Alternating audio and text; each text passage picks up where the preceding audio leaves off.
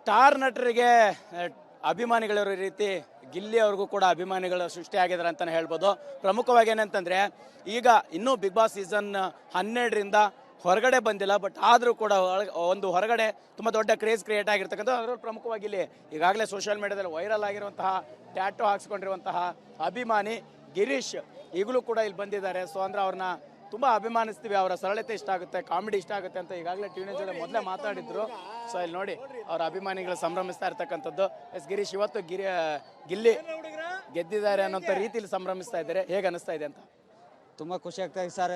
ಸಂಭ್ರಮ ನೋಡಿದ್ರೆ ನಮಗೆ ಹಳ್ಳಿ ಹಬ್ಬ ಅಂದರೆ ಹಳ್ಳಿ ಹಬ್ಬ ಅಂದರೆ ಅದೇ ಥರ ಕ್ರೇಜು.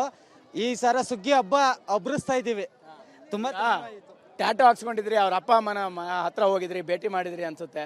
ಸೊ ಏನು ಹೇಳಿದ್ರು ಅವಾಗ, ಈಗೇನು ಅನ್ಸುತ್ತೆ ಅಂತ? ಸರ್ ಅವ್ರ ಅಪ್ಪ ಫುಲ್ಲು ಕಣ್ಣಲ್ಲಿ ನೀರು ಹಾಕಿದ್ರು, ತುಂಬ ಖುಷಿ ಆಯಿತು.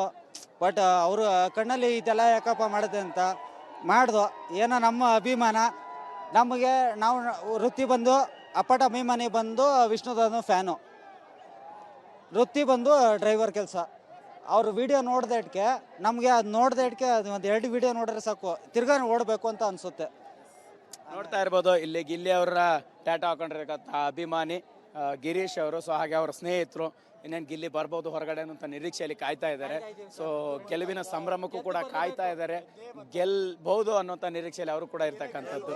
ಗಿಲ್ಲಿನೇ ಗೆಲ್ತಾರೆ ಅನ್ನುವಂಥ ನಿರೀಕ್ಷೆ. ಕ್ಯಾಮ್ರಾ ಪರ್ಸನ್ ಪ್ರಶಾಂತ್ ಜೊತೆ ಮಾಲ್ತೇಶ್ ಜಗ್ಗಿನ್, TV9 ಬಿಡದಿ.